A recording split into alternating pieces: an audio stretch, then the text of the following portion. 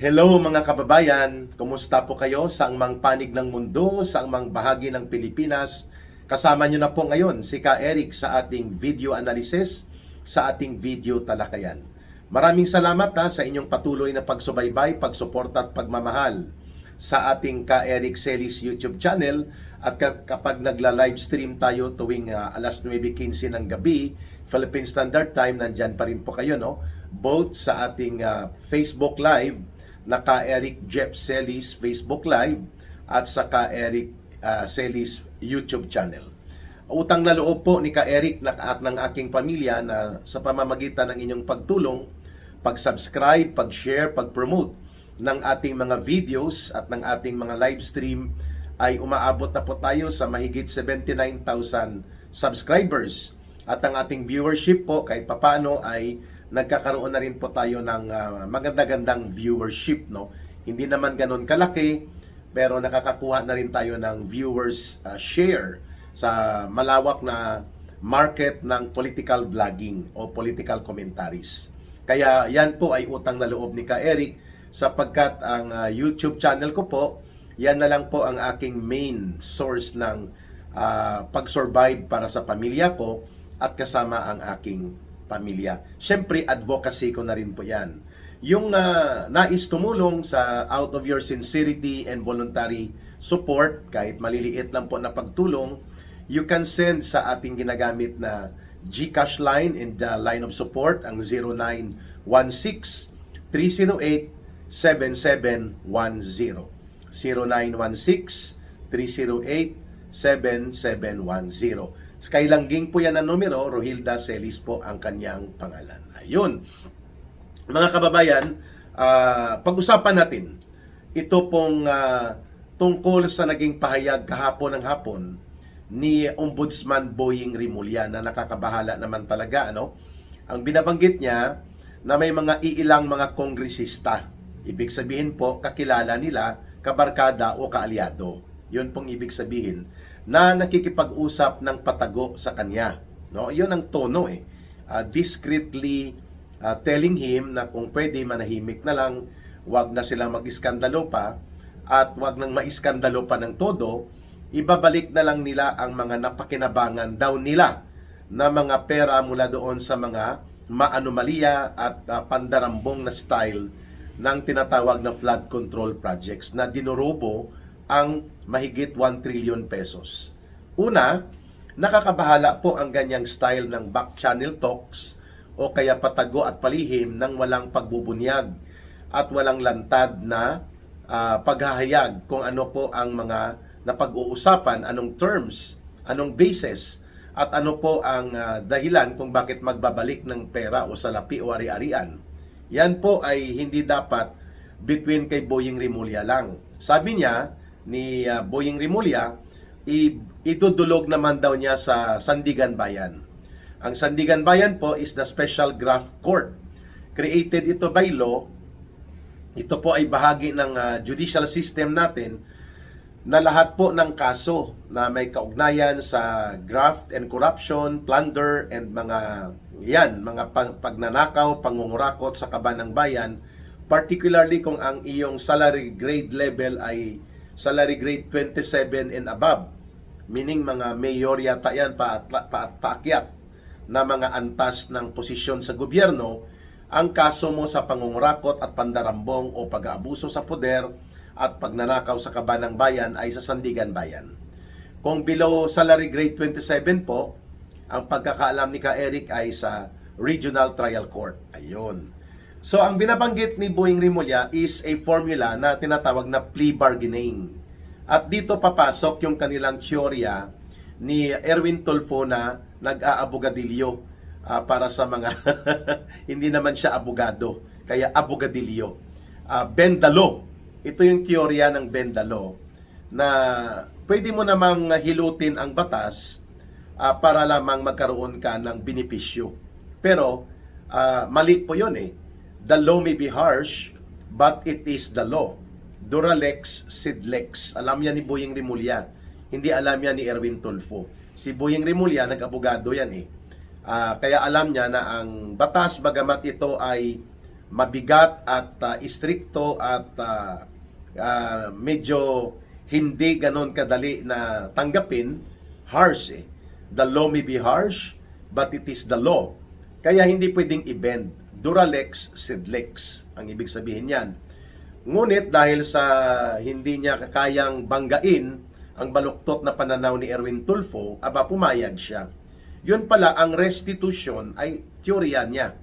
Na pwede namang wag na tayong magpagulo pa, wag na tayong magkaroon pa ng mga iskandalosong investigasyon, pwede naman pala nahilutin at doon na lang magkaroon ng plea bargaining o pag-aarigluhan sa korte ng patago ng hindi na nagkakaroon ng pagkagalit ang mamamayan dahil nabubunyag ang iskandalo tungkol sa malawakan at malubhang korupsyon at pandarambong sa kaban ng bayan. Mali din po ito na pananaw sapagkat mauulit lamang po ang kasalanan kung ang pamamaraan ay babawiin lang ang ninakaw mo at sasabihin ka wag ka nang uulit sasabihin lang sa iyo ng gobyerno.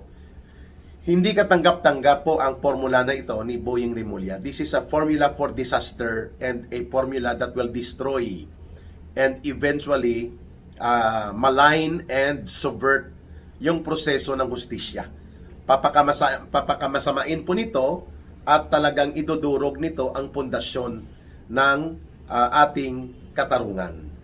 Hindi po maganda na may ginagawa palang mga ganong hakbang si Boying Rimulya bilang ombudsman who must be and shall be at all times independent and objective at ang interes niya dapat ay ang pagprotekta at pangangalaga ng interes ng mamamayang Pilipino laban sa mga tiwali, kurakot, magnanakaw at abusadong mga opisyal ng gobyerno.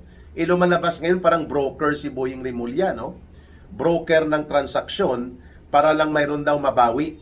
Yan ang ibig sabihin ng restitution eh. May mabawi ka mula doon sa dinambong at dinurubo na kayamanan.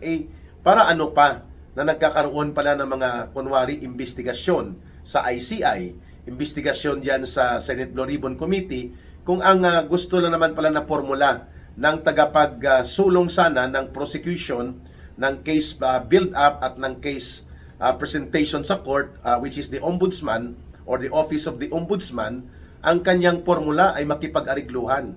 Nako, alam ba ito ni Marcos Jr.? Malamang.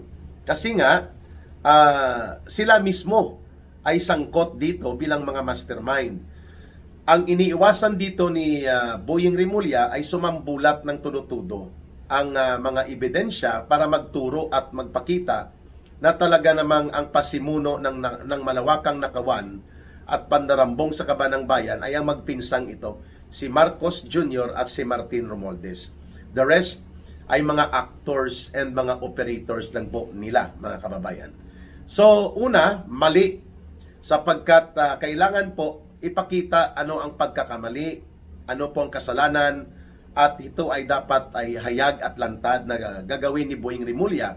Pangalawa, hindi pwede po na sila-sila lang nag-uusap. Hindi po yan hustisya.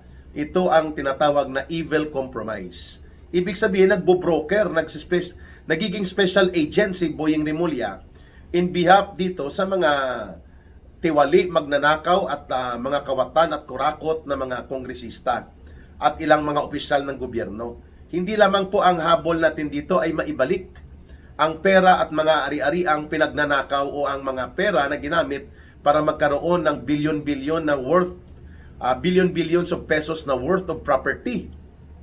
Mga eroplano, mga private jets, mga helicopter, mga resort, mga farms, mga negosyo, at iba't ibang mga ari-arian, mga mansion. Hindi lamang po yun, mga pera sa bangko, hindi lamang yun ang gusto nating bawiin. Ang ninanais din po ng mamamayang Pilipino ay maparusahan. Mahatulan, maparusahan, at mapagdusahan. Magdusa din po itong mga magnanakaw na ito, kaya nga hindi tayo nagkakaroon ng tuloy-tuloy na reforma sa gobyerno sapagkat nagkakaroon tayo ng tinatawag na culture of impunity. Yung kultura ng walang paghatol at walang pagdusa na mangyayari sa iyo kahit na ikaw ay magiging magnanakaw, abusado at kawatan at mandurubo sa gobyerno. itigil na natin yan, ang ganyang kultura. Dapat po, ang kultura natin ay kultura na may pananagutan. Kultura na may katarungan at dapat may magdusa. You have to suffer for the consequences of your actions. Kaya nga ito kay Boying Rimulya na formula ng plea bargaining at with restitution aim, hindi po ito isang malinaw na hustisya na gusto niyang palabasin. Ito po ay isang compromise with an evil. Mantakin mo si Saldico, for example. Sasabihin niya na lang na, sige, ibabalik ko ang 5 billion. Pero wag na akong kasuhan o kung pwede ay magkaroon na lang ako ng perpetual disqualification from government. Hindi nga bababa. Sa 100 billion ang posibleng ninakaw ni Saldico. Wala pang 5% yung 5 billion kung ibalik man niya. Sakaling yan ay magiging bahagi ng tinatawag na restitution. No? Mga 100 billion ang estimated po na ninakaw o dinambong, dinurubo nila Saldico. Sa kanya pa lang yun, ha? Kay Martin Romualdez, ganun din. Kaya nga niyang mag-donate ng $2 million US dollars sa Harvard para lamang mabigyan pabor ang kanyang anak na pumasok sa Harvard. At ito ay isang discarding negosyo at discarding palusot. At nagdududa tayo dahil mga 110 million pesos yun na ang pera yan ay nanggaling sa kanilang mga dinurubo sa Pilipinas.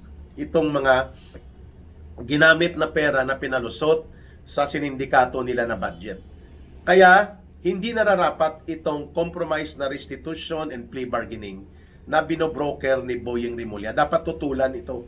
At dapat manindigan at magsalita ang mamamayan. Walang hustisya kung walang kaparusahan. At ang pagbawi at ang pagkumpiska ng mga ari-arian, pera, eroplano, lupa, mga resort, mga building nila, mga bank accounts nila, lahat ng ito po ay kayang gawin ng gobyerno nang walang ikinokompromiso na katarungan. Mangyayari po yan sapagkat ang desisyon kapag naparusahan sila sa korte ay kaagad naman po ito mababawi ng gobyerno, forfeiture and seizure. At habang nakasampa ang kaso, pwede naman pong ang mga bank accounts nila, mga ari-arian na involved sa posibleng ninakaw na kayamanan, ay magkaroon po ng petition for freeze order subject to forfeiture and seizure of the cases to be filed against them. Ipa-freeze order ito sa order ng korte. Pwedeng gawin po yon na hindi mo na kailangang magkaroon ka ng back channel talks. No? Alam din po yan ni Boying Rimulya. Pero hindi niya ginagawa kasi in the very first place, ang kanyang pagkakaroon dyan ng posisyon o ang pagkakatalaga sa kanya, ang pagkakalagak sa kanya ni Marcos Jr. Na ipinilit na siya ilagay dyan kahit na wala siyang value of integrity and probity to become the ombudsman as required sa Constitution, ipinilit ni Marcos kasi siya ang appointing authority. Malinaw naman po ng plano dyan, maging gatekeeper bilang tagapagtanggol ni Marcos at nila Romualdez at ng mga tiwaling opisyal si Boying Rimulya, kaya nga siya nandyan sa ombudsman. At the same time, maging bastonero o tagalatigo ni Marcos at ni Romualdez laban sa mga political enemies o non-political allies ng gobyerno ni Marcos. And we're referring to the Duterte political groups. That is the real reason and purpose kung bakit nailagay at nailagak dyan si Boying Rimulya dyan sa bilang pagkakatalaga na ombudsman. Ngayon, nakita na natin, wala pa siyang isang linggo sa kanyang posisyon, puro na compromise in favor of the devil. Pabor po sa mga demonyo at magnanakaw ng mga pondo ng gobyerno at kabataan sa gobyerno ang kanyang inaatupag. At samantala namang tudularga siya sa pagpapaimbestiga kunwari at pagbubuo ng kaso laban kay Pangulong Duterte, laban kay Senator Bongo, laban kay Vice President Sara Duterte. Alam na yan ay nasa playbook, nasa game plan mismo nila. Kaya nga garapalan ito no, mga kababayan. And mabuti at dahil nagsalita siya, nakita ng publiko na nagkakaroon pala ng back channel talk para sa compromise na hindi makatarungan at disbintaha, dihado ang mamamayan. Pangatlong punto natin, hindi po si Boying Rimulya ang magtatakda kung sino ang guilty, less guilty, at sino ang mastermind. Yan po ay itatakda ng mga ebidensya, revelations, testimonya, at yan dapat ay mailantad sa tama at patas na investigasyon. Pero syempre, nagdududa na ang taong bayan na ang ICI ay cover up lang ito, make up. Hindi naman po ito totoong investigative body sapagkat ang nagbuo niyan si Marcos. Alangan namang paimbestigahan niya ang sarili niya at ang kanyang bata-bata at mga alipores, hindi damay-damay sila at magkakaroon sila ng problema sa kaso. Siyempre, hindi doon patungo ang ICI. Supposedly, yan ang complementary role. Yan sana ang magiging papel ng tinatawag nating Senate Blue Ribbon Committee kung nanatili ito na malaya, may integridad at mayroon pong objective and impartial na kapasidad, no? Na kagaya dati ng pinamumunuan ito ni Senator Marcoleta, nag-realign na recapture ang majority ng mga numero ng senador at sila ay pumanig kay Marcos kaya tinanggal si Marcoleta at nagiging kontrolado ni Tito Soto at ni Ping Lacson ang Senado na sinasabi ito ay extension ng mga special operations ngayon ni Marcos. And they have the numbers, no, 14 or 15. Majority po 'yon, ano? At nakita naman natin na ang priority ni Tito Soto ay hindi po ang tungkol sa flood control projects na ma-uncover at mailantad sa mamamayan ang malawak at malalim na pagkakasangkot ng gobyerno ni Marcos at mga kaalyado nito, lalo na si Martin Romualdez na itinuturong co-architect ni Marcos kung bakit ang budget for 2023, 2024, 2025 ay hanggang ngayon pati sa 2026 pinagdududahan na sinisindikato at iniistapa para durubuhin kagaya ng mga flood control projects, insertions, realignment, and mga sagasa, parking na mga style, itatago nila sa mga agencies of government, ang mga insertions at mga realignment, at pati mga unprogrammed appropriations by the hundreds of billions hanggang sa umabot na sa trillion pesos. And that is the reason, mga kababayan, kung bakit ngayon ay gustong palabasin ni Boying Rimulya na instead na magpagulo pa tayo, makisawsaw pa tayo sa iskandalo na yan, why not i-offer na natin ang plea bargain? At doon pag-usapan sa Sandigan Bayan ano ang pwedeng makukuha. At mapapababa ang kanilang mga kaso, din makukuha ng gobyerno mga properties nila. Kung pakinggan mo siya, parang siya ay sincero na makinabang at sa kapakinabangan ito ng taong bayan at ng buong mamamayan at ng buong pamahalaan. Pero kung titingnan mo, pandaraya at mga panluloko. Bakit? Sapagkat una, mawawala po ang pananagutan at ang kanilang pagkakaroon ng mahahatulan sila. So kapag walang hatol at pananagutan, itong mga magnanakaw at mga mandarambong sa gobyerno, sa kaban ng bayan, paulit-ulit ito at ipapasa lang nila ito by the generations. At wala po tayong makikita na maayos at matino na hustisya sapagkat walang napaparusahan, walang napapanagot. Yan po ang problema kung papasukan natin ang baluktot na compromise deal and restitution through plea bargaining on a lesser offense na gustong gawin ni Boying Rimulya as an ombudsman. Number 2, malinaw po na hindi hustisya at katarungan ito. Sapagkat walang hustisya at katarungan kung walang pananagutan at walang kaparusahan.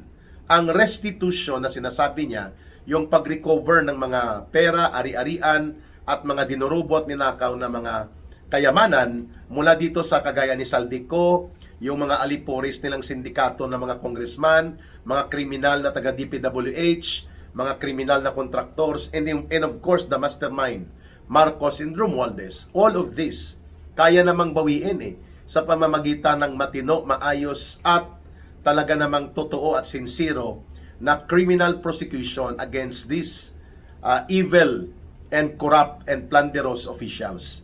Hindi sa pamamagitan ng compromise, kundi sa matino, maayos na pagbubuo ng kaso at pangangalaga sa mga ebidensya at testimonya. Ay nagdududa naman todo ngayon ang taong bayan dahil biglaan na lang nagkaroon ng sunog sa central compound ng DPWH at ang building na nasunog, pinaniniwalaan doon nakalagay ang mga material and documentary evidence na pwedeng gagamitin para po ma-establish ang kaso kriminal dito sa mga tiwaling opisyal, congressman at iba pa, no? At sabi nga ni Congressman Kiko Barsaga na mayroon daw siyang nakuhang impormasyon na ang mga ebidensya laban kay Martin Romualdez, kay Congressman Sandro Marcos na anak ni Bongbong Marcos, at mga iba pa like Congressman Atayde, Congressman J.G. Suarez, according to the post, in public post ni Kiko Barsaga, ay malamang nasira na.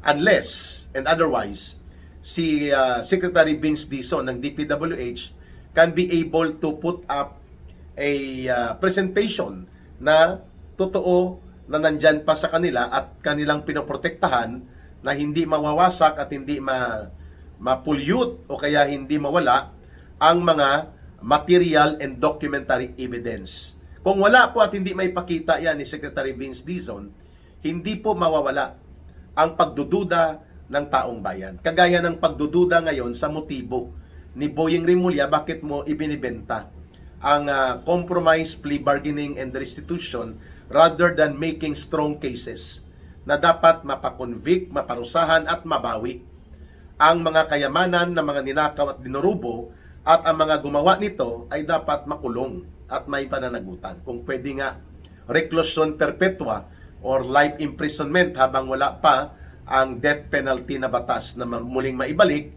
yun dapat ang pinaghahandaan mo bilang ombudsman, hindi ang pagkompromiso ng katarungan. Sapagkat ang backdoor talks na ito ng ginagawa ng ombudsman at inamin na mismo in public declaration ni Boying Rimulya ay wala po yan sa interes ng taong bayan. Ang interes ng taong bayan, mapanagot ang mga principal at mastermind na nag-arkitekto kung paano dinurubo ang 1 trillion pesos mahigit na flood control projects na nagtuturo ang criminal trails involved si Marcos at si Romualdez.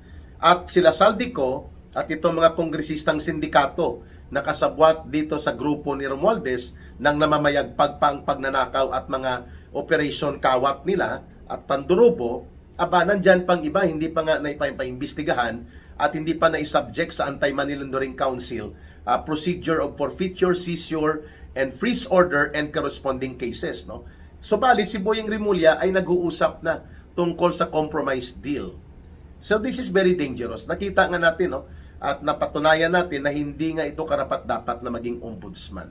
Bakit po mahalaga ito? Sapagkat ang mga kaso tungkol sa korupsyon, plunder, pagnanakaw, pangungurakot, diyan dumadaan sa ombudsman at i-consolidate yan at patitibayin at mag-present ng mga ebidensya at mga testigo, at doon po ang criminal prosecution and trial sa sandigan bayan.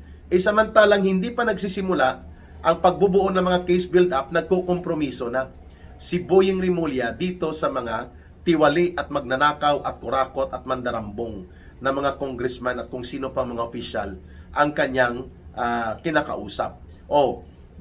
Nakita na natin na talagang purposely everything is now being put in place. At ang purpose ay talagang durugin ang gobyerno ni Marcos, durugin niya ang ebidensya, durugin ang kaso, nang sa ganun maputol at kung mayroon mang managot lang yung mga ipis at mga langaw, hindi yung talagang mga puno ng kademonyuhan at kahayupan na nangyari sa ating pamahalaan, sa pandurubo nila sa kaban ng bayan. And this is now clearly demonstrated by how Boying Rimulya is willing to compromise and deal with an evil proposal ng plea bargaining and then restitution, pero alam po natin na bago ang restitution, itatago na, ililihis na, i-cover up na ang mahigit siguro 90% ng dinurobo nila. Baka ang ibalik dyan, wala pang 10%. So for every 1 billion na ninakaw, ang marirecover mo lang 100 million. Ang 900 million, hindi na makaka-recover. Kay Saldico, ang itinuturo, mga aabot sa 100 billion ang naging operations niya. So, kung magbabalik lang siya ng 5 billion, maliit yun para kay Saldico. 'Di ba? Sa kanya pa lamang mga helicopter, mga close to 5 billion na. mga helikopter at eroplano at mga ari-arian pa. So sa mga cash deposits pa at napakadami mga buildings nila. So ibig kong sabihin mga kababayan, it is not to the interest of justice and it is not to the interest of welfare and benefit of the people itong kompromiso na pinapasukan ni Boying Rimulya, at mabuti nga ng maaga pa ay na-expose na ito. Restitution o pagbabalik ng kukurampot na pinagnanakaw mo without justice o without punishment is not justice. Restitution without punishment is not justice. It is an evil compromise. At yan ngayon exactly ang ginagawa ni Boying Rimulya. Magbabalik po ang ating video talakayan at video analysis with Ka Eric, ha. Huwag po ninyong kalimutan na i-like, i-promote, i-share po ang ating videos, and then let's help promote ang ating viewership, and tulungan nyo na rin po ang subscribers at mga followers ng ating Ka Eric YouTube channel at ng ating Ka Eric Jeff Celis Facebook account. Maraming salamat sa inyong pagmamahal sa ating pinagsaluhan na paninindigan at prinsipyo, yung pinagsamahan natin dyan. Yung para sa paglaban sa abuso, pandarambong at mga pangungurakot sa kaban ng bayan, at isulong ang totoong reforma at pagbabago sa gobyerno. Sa maliit na pamamaraan ng ating talakayan, ng ating pag-i-expose at sa ating pagmumulat at pagpupukaw sa mga mamamayan, ang ating mga inaasam at pinapanindigan at pinagsusumikapan ay magkakaroon din po ng katuparan. In every little step of the way, nandyan po ang pagbabago hanggat tayo po ay kumikilos ng positibo. Maraming salamat sa pagtitiwala, and magbabalik po tayo maybe mga after 6 hours, 7 hours, another video analysis, and then sa gabi po magkakaroon tayo ng balita at talakayan with Ka Eric 9:15 in the evening Philippine Standard Time regularly, Monday to Sunday, basta walang conflict of schedule. Maraming salamat. Mabuhay po kayo. May God bless everyone, and may Allah be with you. Also to those who are Muslim brothers and sisters, mahalin natin ang bansang Pilipinas. Walang ibang magmamahal nito kundi tayo ring mga Pilipino. Para sa Diyos at sa Pilipinas nating mahal, bye for now. Mabuhay at maraming salamat.